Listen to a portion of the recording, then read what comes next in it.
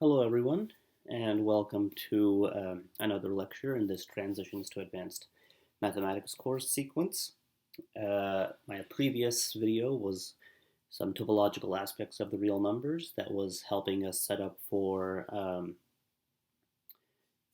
introducing our first major result of analysis, and that is the Heine-Borel theorem. So now we're going to do part two of this lecture, and it's going to be developing some terminology that allows us to look towards the Heine-Borel theorem, and then we are going to state the Heine-Borel theorem and prove it, see if I can prove it.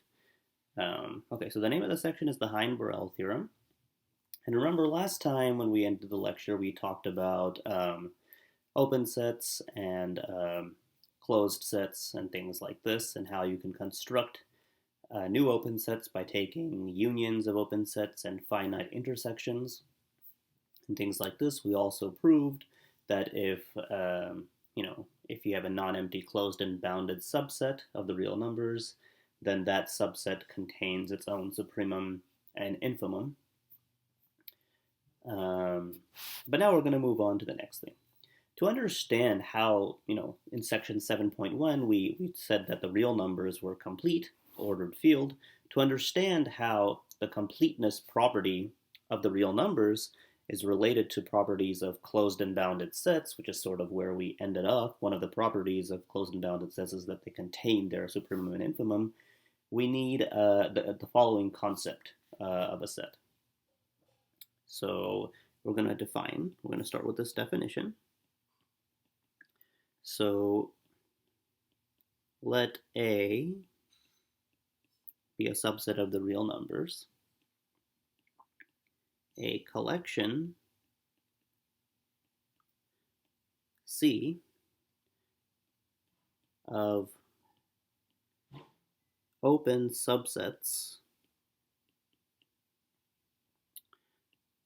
of the real numbers is a cover, so that's the term we're defining for A,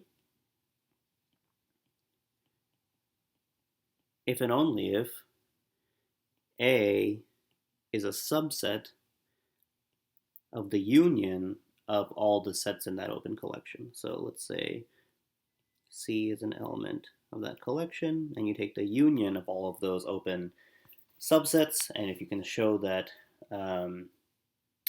A is a subset of the union of all the sets in that collection, then it's called a cover.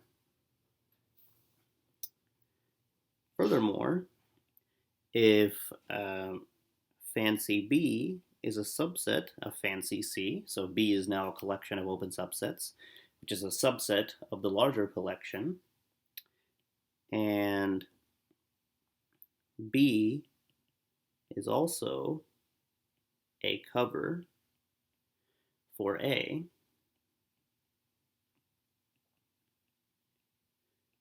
we say fancy B is a subcover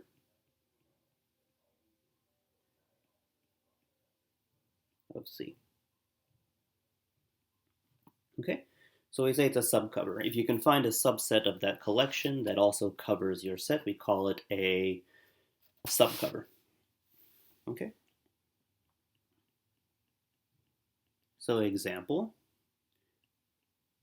let A equal the set of numbers 2, 4, 5, 6, 8, and 9.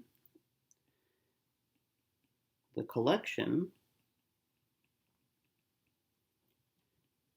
of open intervals, let's say fancy C equals -1 to 2. And remember, one of the properties of a cover is that it's a collection of open subsets, and so we have to make sure all of these are open. 1 to 4, 2 to 5, 3 to 6, 4 to 7, 5 to 9, 6 to 10, and 7 to 11 is a cover for A. So it's a cover for A because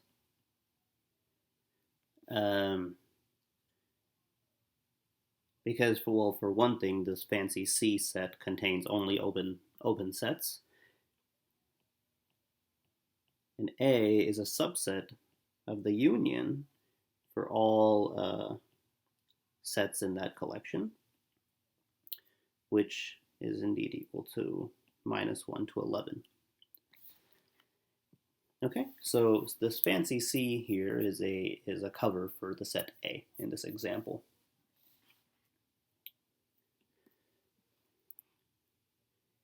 If fancy B equals the collection of subsets 1, 4, 3, 6,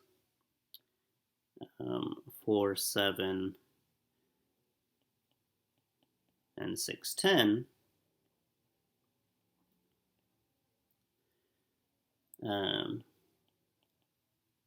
then fancy B is a subset of fancy C and is also a cover for A because A is a subset of the union for all the sets that are in fancy C. If you take the union of all those sets, that's going to be 1 to 10, I think. Did I compute that properly? And you can clearly see that this statement is true. So fancy B is a subcover of fancy C for the set A. Okay, and I think it's important to look at examples of this just to get you guys acquainted with this new idea. So another example here.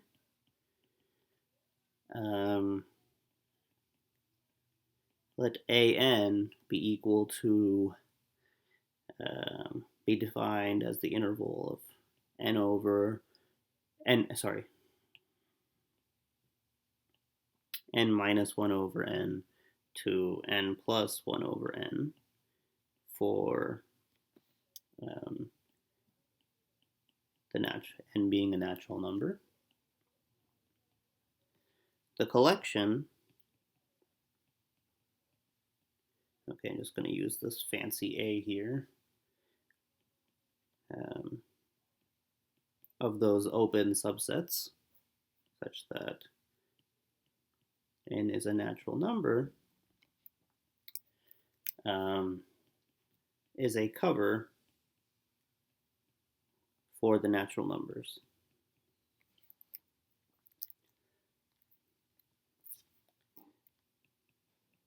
It has no subcover other than itself.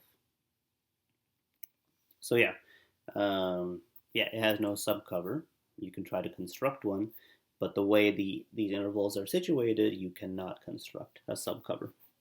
And any cover is going to be a subcover for itself because any set is a subset of itself. So if you construct a cover, you automatically have a subcover, but that's sort of trivially true. Another example.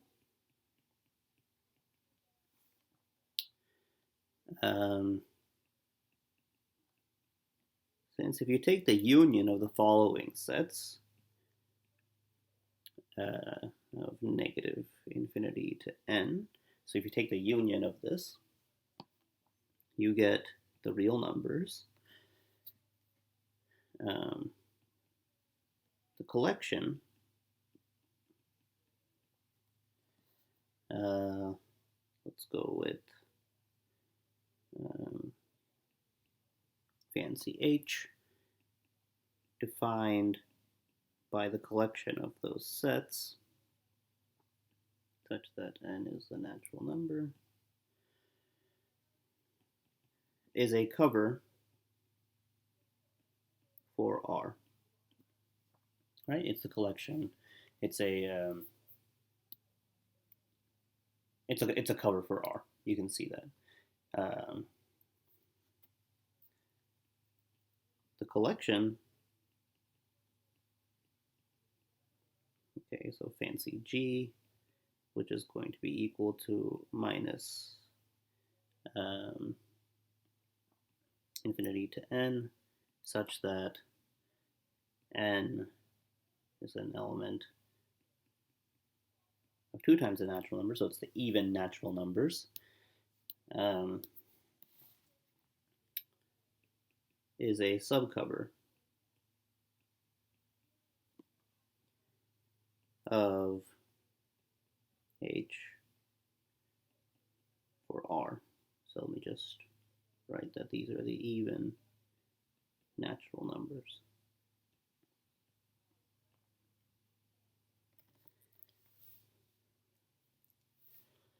You can actually construct a bunch of subcovers of H for R. You can replace the 2. For example, you can replace the 2 right here with a 3 or a 4 or a 10 or a billion, right? And you'd get you can find infinitely many subcovers of the cover H for R. But one important point that's going to come up in a second is that there's no finite subset of H that's a cover for R. So in order to construct a cover for R, we need to take an infinite subset of H, which is going to,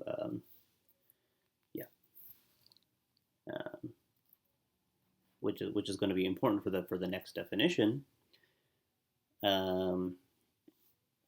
So let's just go right into that definition.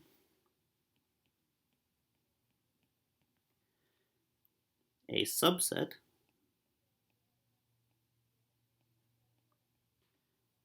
a subset A of the real numbers is compact. So new word, if and only if for every cover C for A, there is a finite subcover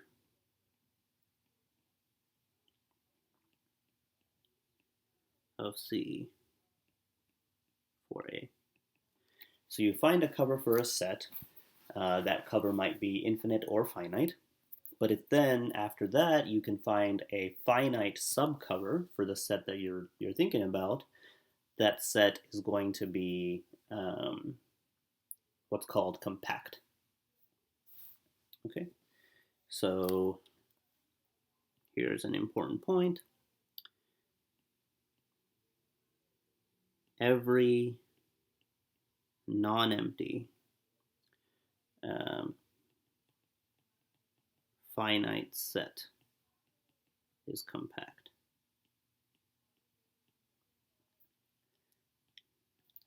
And I think you can just see this because you can just, if you have a finite set, you can very easily write down a finite set of open sets which contain those elements. So the next example, to make it a little bit more challenging, is we're going to look at an infinite set that is compact. So, example. Okay, let me just show you why finite sets are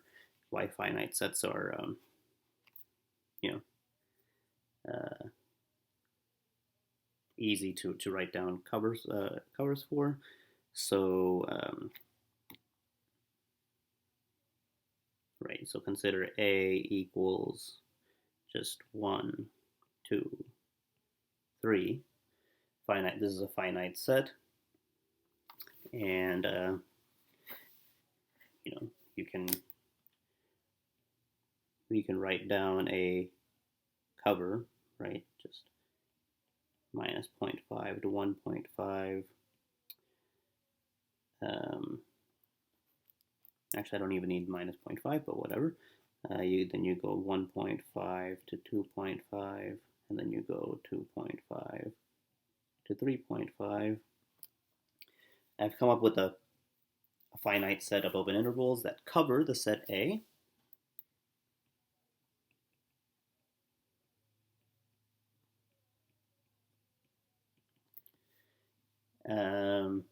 And because it's finite, it's its own finite subcover.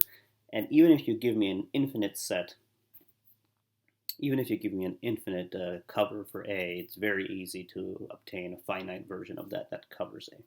Okay, so let's go on to an infinite set now that we try to prove is compact. This is a little bit less trivial. The set A, which is going to be equal to the set n plus 1 over n with n taken from the natural numbers, and then taking the union of that with the number 1 is compact.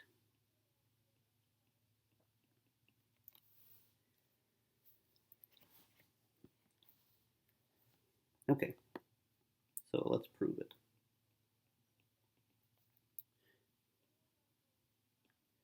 Let so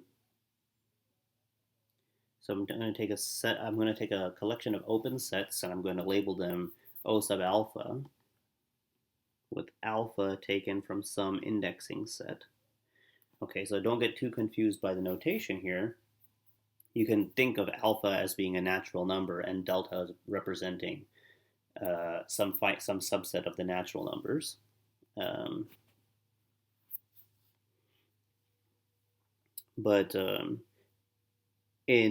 To keep notation more general, we can just to keep notation more general, we take a more general indexing set. So this delta is called the indexing set, and the elements of that set delta index the set in question. So you can see here I've taken alpha out of an indexing set delta, and I've indexed my collection of open sets with that element, whatever it is. So basically it's just an enumeration of the sets I'm using. Okay, so we're going to let that set be any cover for okay, because this was a side note,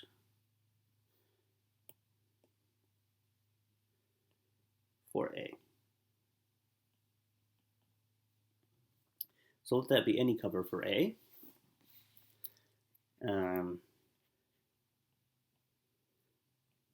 One of the sets O sub alpha, say O sub alpha star, contains 1. That's what it means for this to be a cover of A, so it contains 1.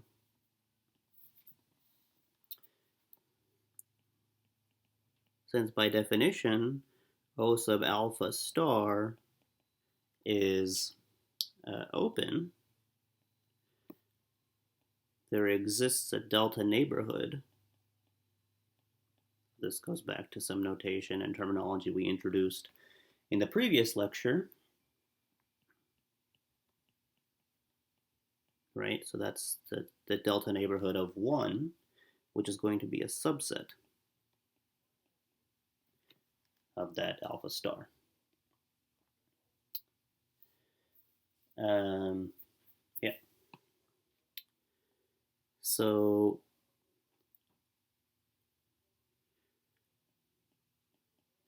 let n, big N, be a natural number such that n is bigger than 1 over delta. And we're going to fix it. Now, if little n, which characterize the elements in the set A, is bigger than that big N,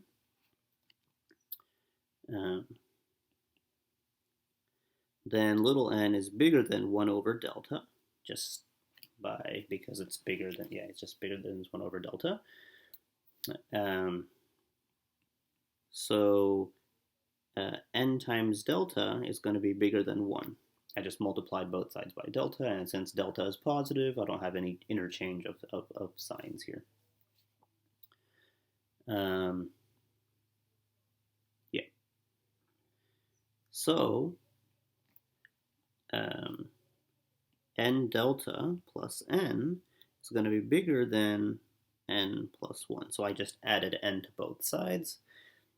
And now if I factor out an n off the left-hand side and then divide by it, I get that delta plus 1 is bigger than n plus 1 over n.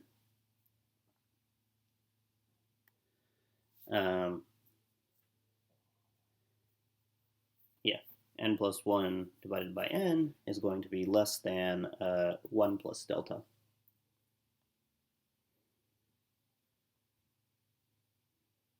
Yeah. So if n is bigger than n, then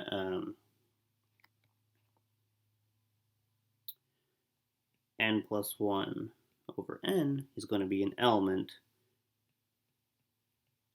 of the delta neighborhood of 1. So in particular, you get that n plus 1 over n is going to be an element of this open set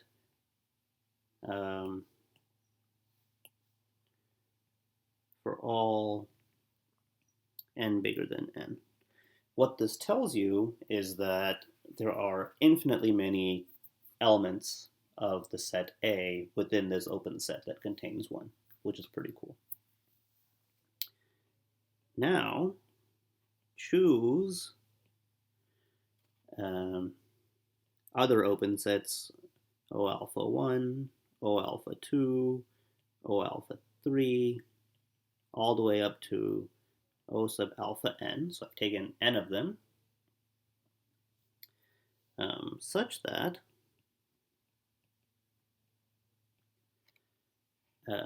2 is in O alpha 1, 3 halves is in O alpha 2,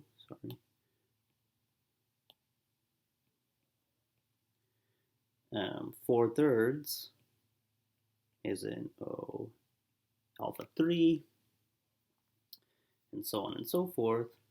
And then you get n plus 1 over n, big N, is going to be an element of O sub alpha n. Then you have the following. Then you have that A is a subset of the following union. You're going to take the union of O sub alpha star, the one that we talked about before, the one that has 1 in it, and all the elements bigger than, with that little n bigger than big N.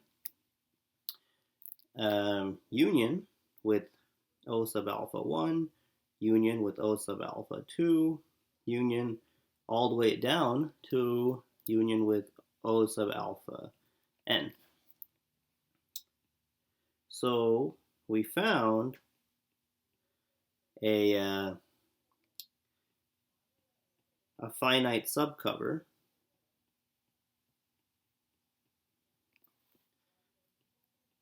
with n plus 1 sets.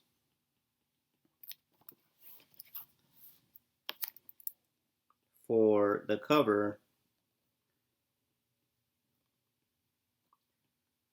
O sub alpha is such that alpha is taken from delta.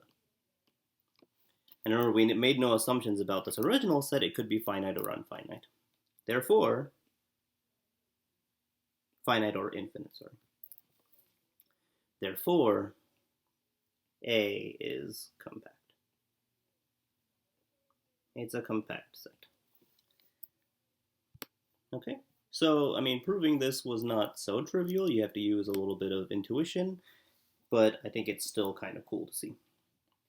So again, the main trick was showing that, the main trick is way up here, is showing that there are infinitely many terms of the set A in that first open set we talked about. And then after that, it just follows immediately.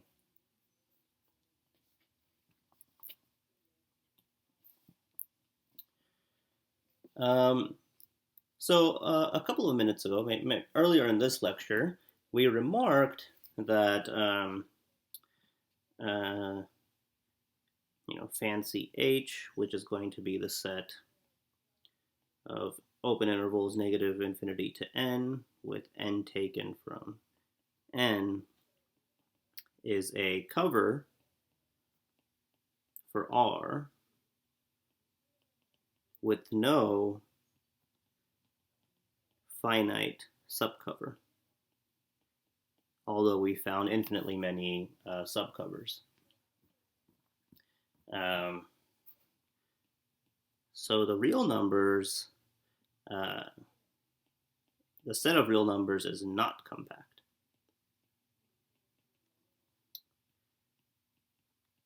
Neither is, for example, the open interval from 0 to 1, because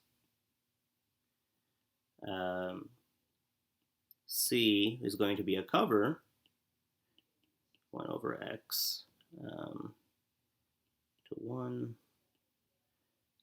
such that x is in 1 to infinity. This is a cover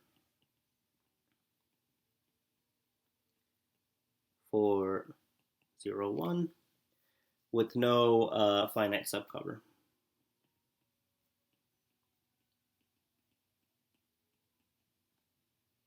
Finite subcover. So one thing you may have noticed is that these examples of non-compact sets are not closed or they're not bounded, right? R is not, the real numbers is not bounded, even though it's closed, and 0, 1 is bounded, but it's not closed. But neither of those were compact sets. So this is not a coincidence, and you may have also noticed that the examples of compact sets have been closed and bounded. And so now we're slowly getting close to the statement and the proof of the Heine-Borel theorem. And indeed, it tells us how to characterize compact sets. But before we get to it, we have the following lemma, which I will not prove, but will help us understand things. Let A be a closed set.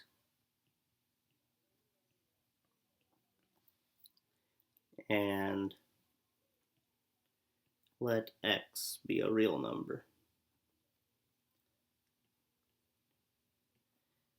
If the intersection of A with a delta neighborhood of x is not empty for all delta bigger than 0, so it's not just finding 1, but for any, then indeed we have that x must be in the set A. Okay, I'm not going to prove it. I strongly recommend you think about how to prove it, but we're going to jump right on to the Heine-Borel theorem. So here it is. It's a beautiful theorem that allows us to see what kinds of sets of the real numbers are indeed compact. So I'm going to put little stars by it because it's kind of cool. A subset A of the real numbers is compact if and only if A is closed and bounded. So that's pretty amazing. The compact subsets of R are closed and bounded, and there's just no two ways about it. That's just the way it is. This is a biconditional statement, has this if and only if, and so we have to prove both ways. So we're going to start off by assuming A is compact and show it's closed and bounded. And then we have to assume it's closed and bounded and show that the set is compact. So let's go to the proof.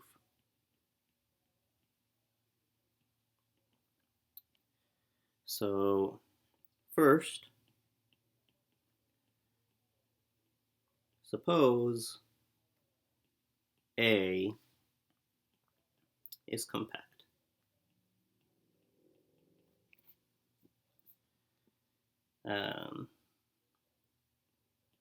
We note that A is a subset of R, right, which we can write as a union of open intervals with natural numbers, negative n to n. Therefore, fancy H is going to be the collection of these intervals such that n is a natural number, is a cover for A. By compactness, because A is a compact set, fancy H has a finite subcover.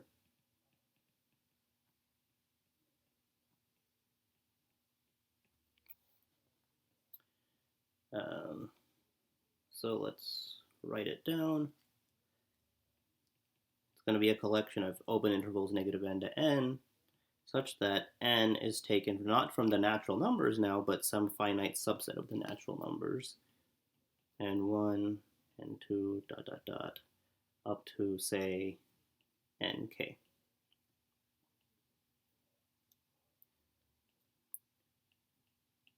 Let capital N be the maximum of this finite set.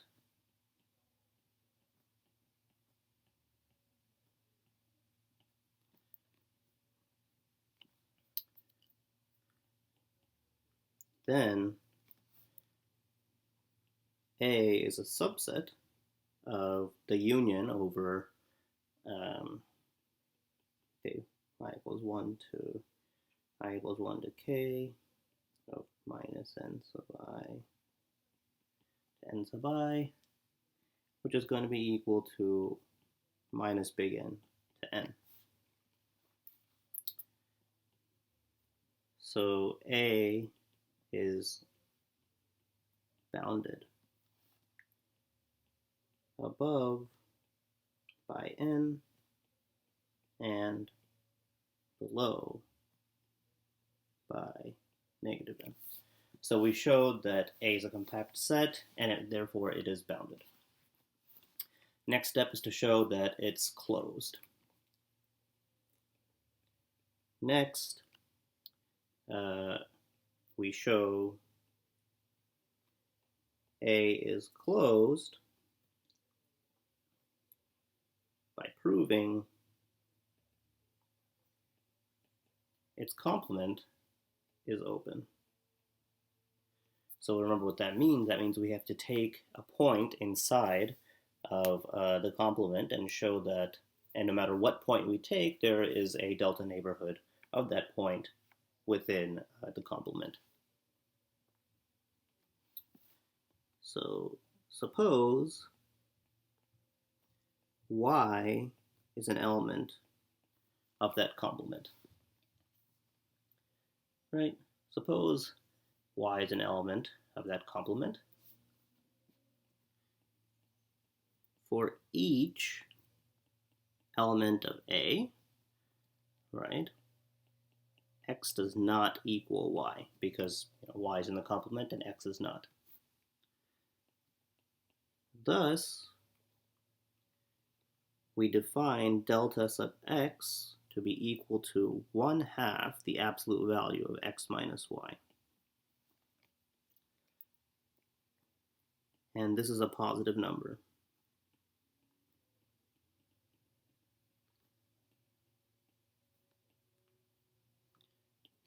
For all x. The collection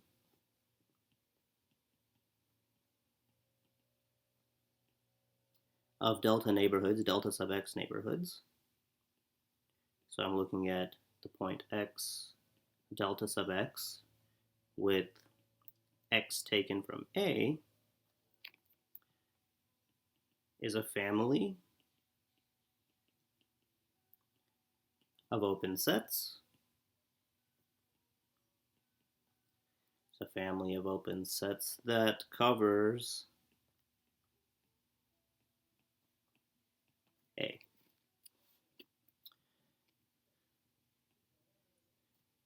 By compactness, A could be an infinite set, but because A is compact, I found a cover for it, and that means I can find a finite subcover. By compactness of A is a subset of the delta neighborhood, say x1, delta x1, union n x2, delta x2, union union the xk, delta xk.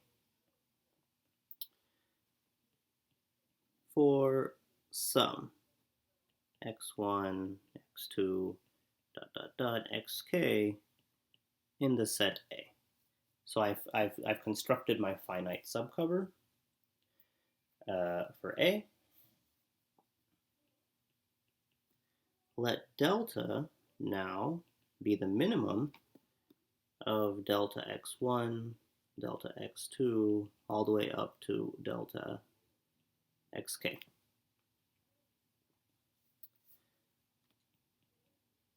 Then delta is still positive, right? And the delta neighborhood of y with that delta is a subset of a complement. This is a little bit harder to see. So let's just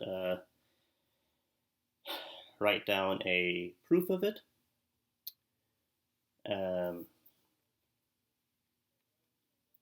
So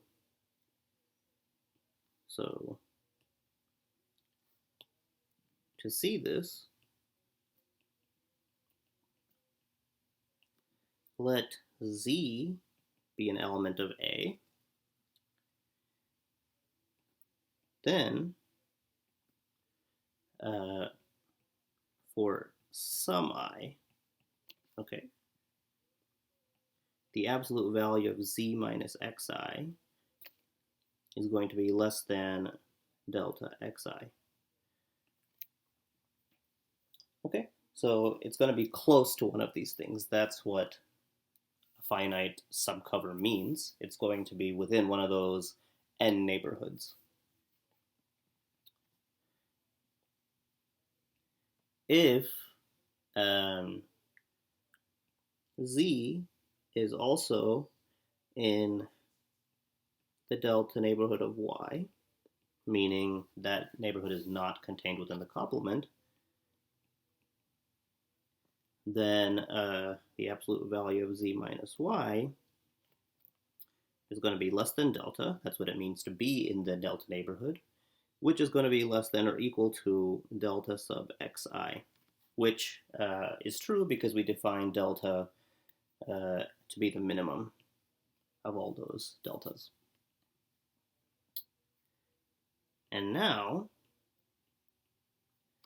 the distance from x sub I to y is going to be less than or equal to the following. It's going to be less than or equal to the distance from xi to z plus the distance from z to y, which is going to be less than or equal to, actually it's going to be strictly less than 2 times delta xi.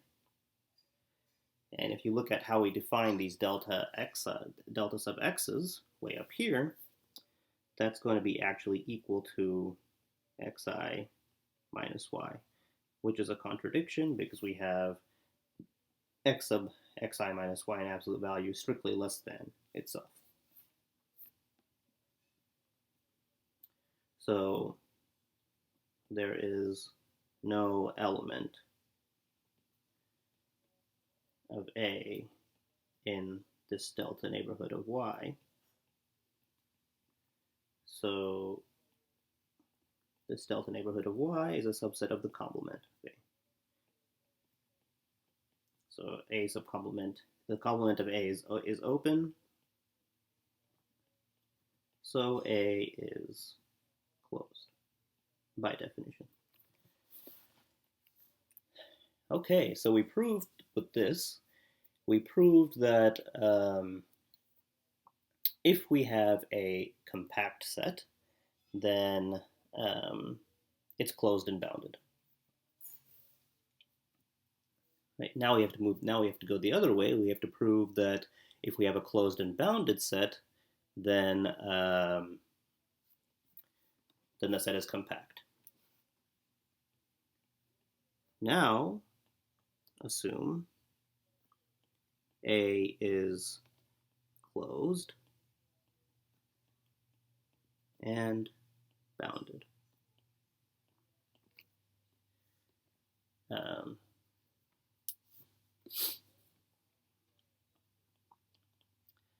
Let fancy F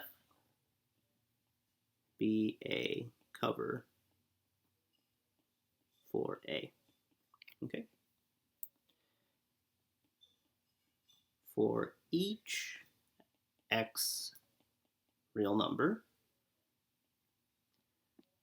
let A sub x be defined or be equal to the intersection of A itself with the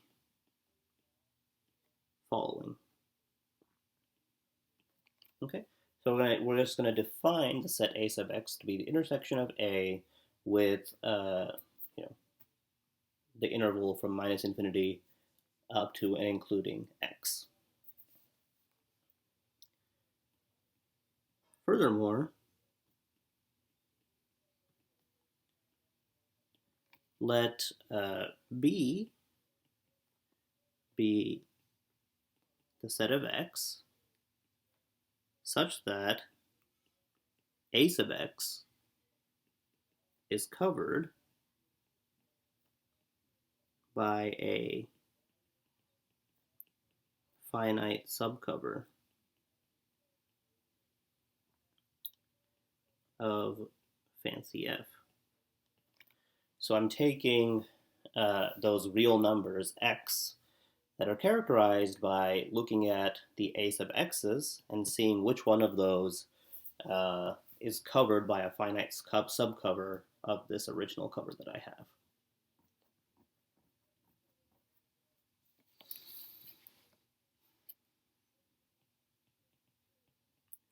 Since A is closed and bounded, right?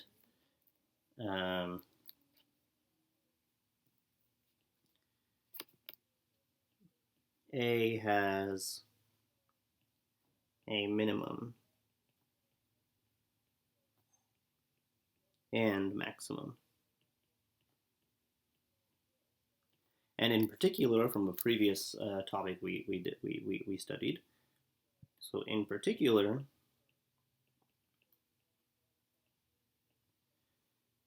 the infimum of A is an element of A, and the supremum of A is an element of A. Let D be equal to the infimum of A. Then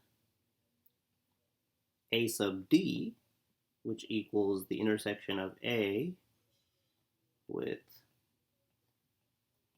that, is just going to be equal to what? That's just going to be equal to the singleton D.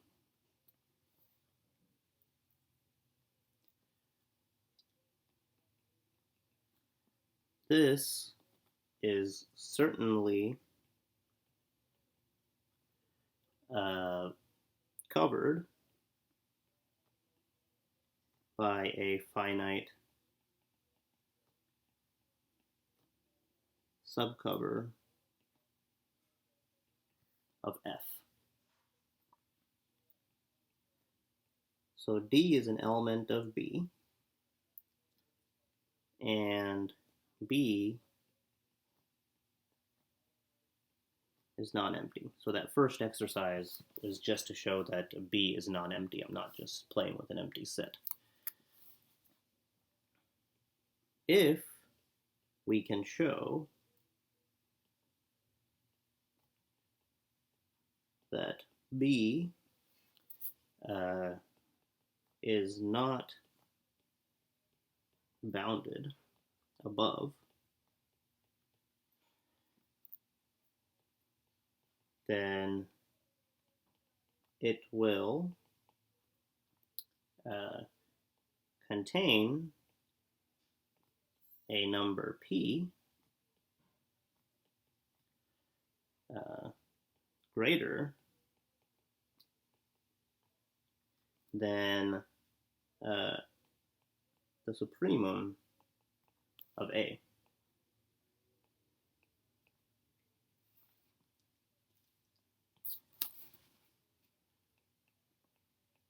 But then, in that case, A sub P, which is going to be equal to what? It's going to be the intersection of A with minus infinity to P, including P. And because P is bigger than the supremum of A, that's just going to be equal to A.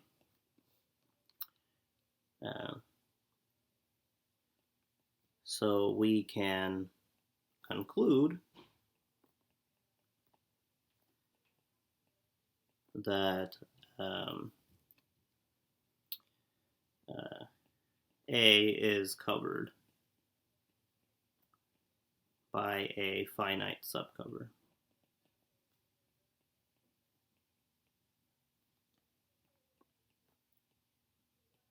of F. And therefore is compact. So that's what we have to do. To this end,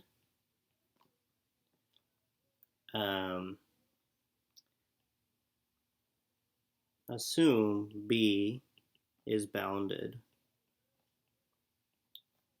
above.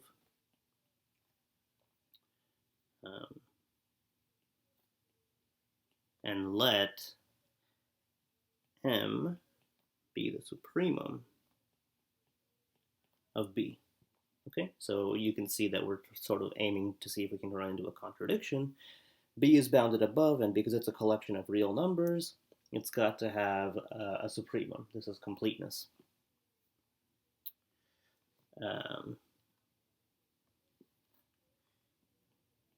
we will show that M being an element of B and M not being an element of B both lead to a contradiction.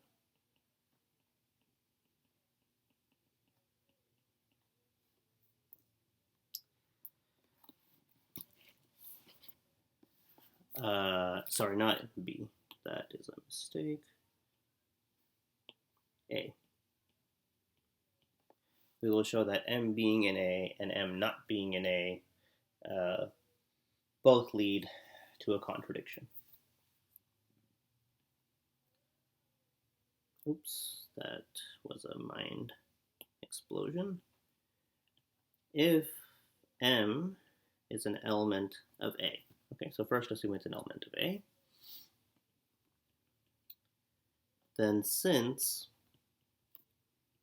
fancy F is a cover of A,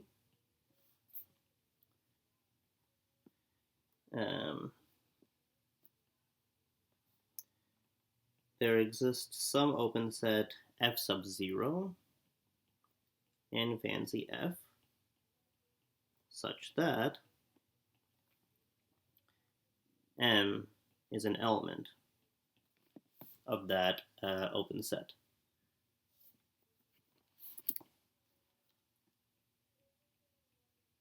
Since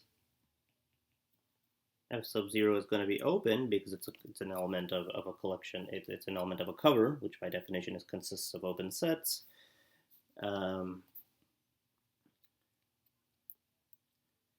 There exists an interval, say x1, x2, in F sub 0, such that x1 is less than m and m is less than x2. We're basically taking a delta neighborhood of m, and we're just looking at it in terms of a strict interval. Since x1 is less than m and m equals the supremum of B,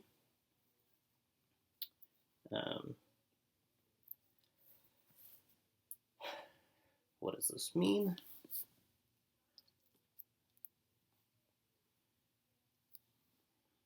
There exist F1, F2, ...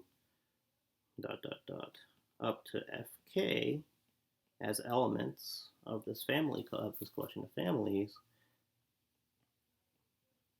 that cover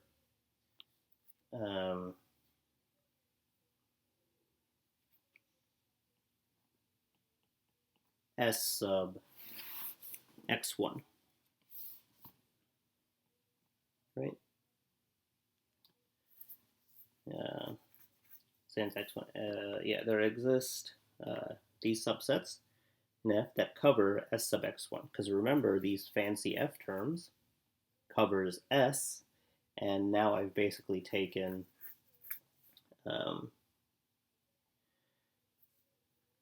x1 is some number less than m, and I've taken the okay, what is it? What is S sub x1 here? Sorry, not S sub x1. That is again a mind blank. It covers A sub x1, which equals what? Which equals the intersection of negative infinity to x1 intersection with A. Right? And we don't know what that is, but there exists some finite set of intervals that cover A sub x1. But then, if I combine F0 with these sets, so F0, F1, dot, dot, dot, up to Fk, in that family, these cover S, I don't know why I keep writing S, A sub x2, which equals A intersection up to here. I found a finite collection of these things.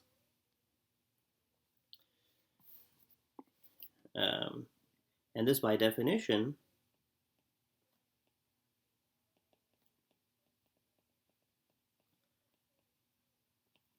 this means x2 is an element of B, which is a contradiction because x2 is bigger than M, and M is the supremum of B. So we can't have that M is an element of A, right? So that was we can't have that M is an element of A. If M is not an element of A, then since A is closed,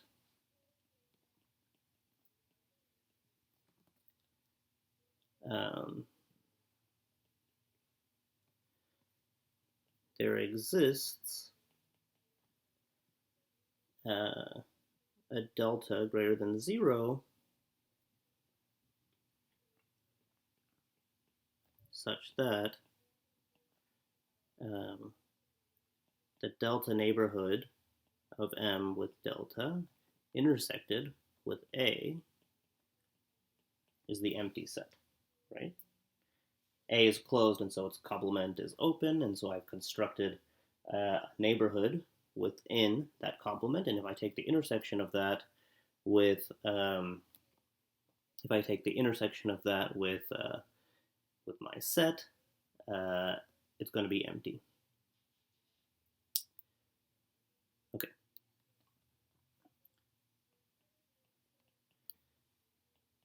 But then A sub M minus epsilon, which equals negative infinity to M minus epsilon intersection A equals A, and A sub M plus epsilon, which equals the intersection of minus M plus epsilon intersection A, equals A. So A sub M minus epsilon equals A sub M plus epsilon. So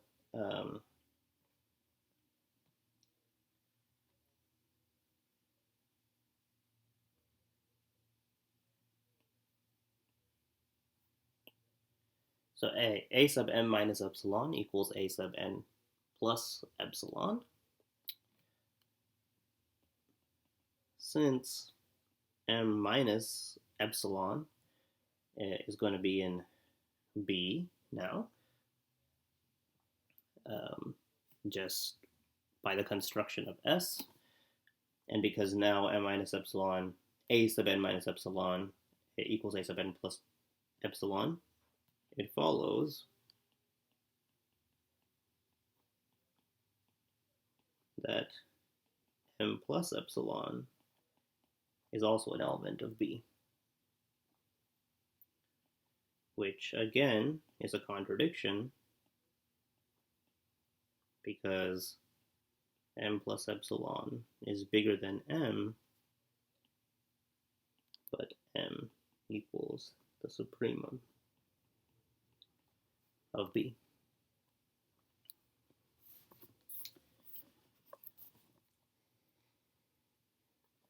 So B cannot be bounded above.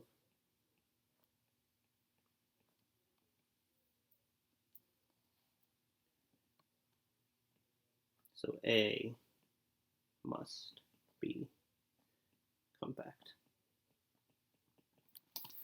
And that's it. That proves the Heine-Borel theorem. I hope you enjoyed it. It is probably the most intense proof we've done in this entire class, but again, I hope you really enjoyed it. I really did enjoy it. And thanks for paying attention. That concludes section 7.2. I hope you're learning a lot. I hope it's interesting to you, and I'll see you in the next lecture. Okay, thanks.